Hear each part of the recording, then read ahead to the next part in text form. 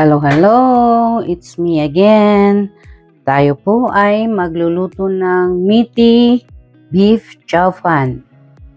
At ito po ang ingredients natin: kanin, ground beef, asin, paminta, carrots, itlog, mais, repolyo, garlic, sibuyas, at oyster sauce. At ngayon po, umpisan po natin na magluto ng meaty beef chow pan. At syempre po, magagamit po tayo ng olive oil,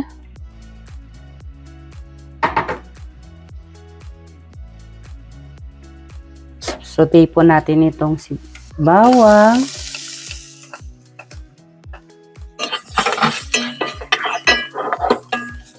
pag nag-brown na po yung bawang, isunod po natin ang sibuyas.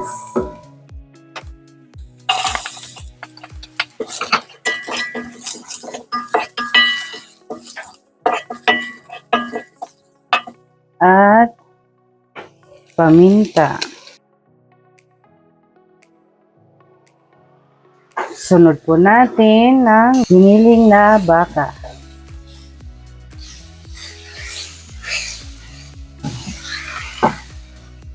Saute po muna natin ito hanggang sa maluto.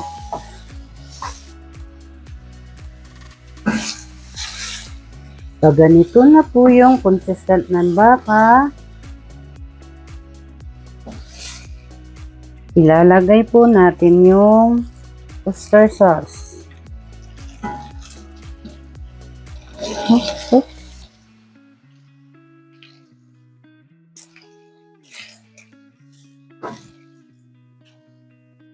Saka po natin isutin ng maigi.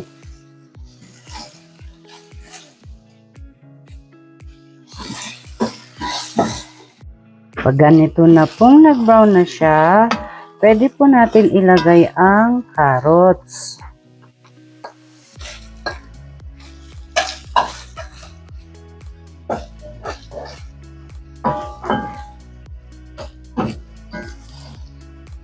Subukan nyo pong lutuin ito. Masarap po ito at pwedeng-pwede po ito sa nagbibiyahe ng malayuan. Kahit wala po kayong ulam, ito na po ay tama na. At pagluto na po yung carrots, ilalagay po natin ang repolyo. Halo-halo po muna natin hanggang sa mag-well combine at maluto yung repolyo at carrots. Ngayon po, isunod po natin ang corn.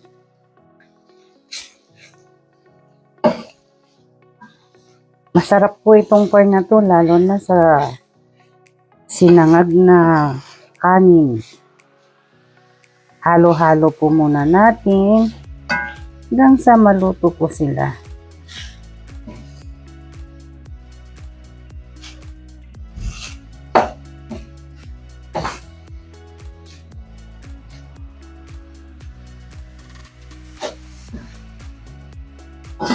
Sunod po natin ilagay ay ang itlog.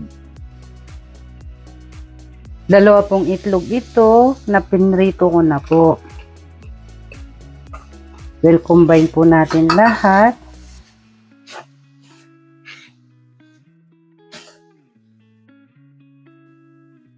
Halo-haloin po hanggang sa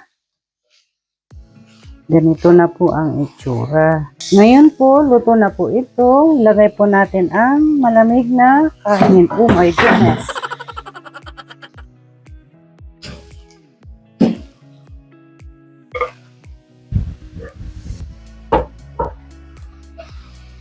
Oh, nagmamadali.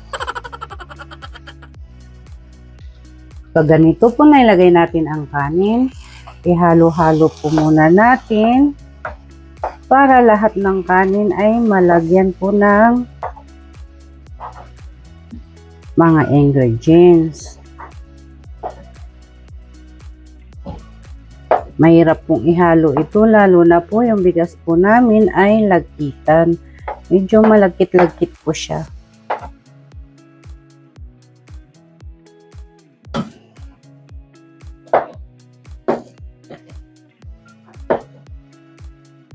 Halo-halo po natin ng gusto.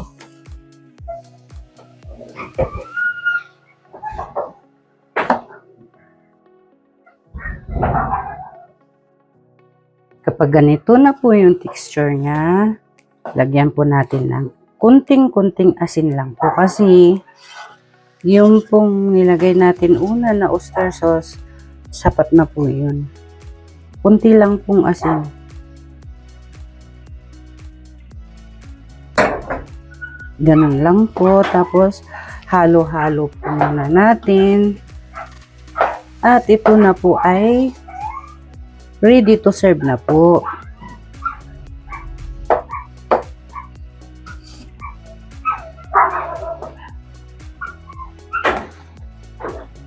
Bango.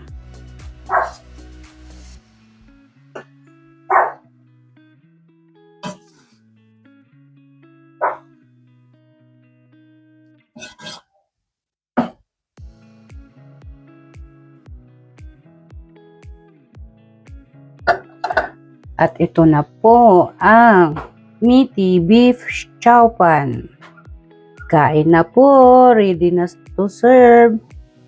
Kung nagustuhan niyo po yung video na ito, please like and share. God bless everyone. Salamat po.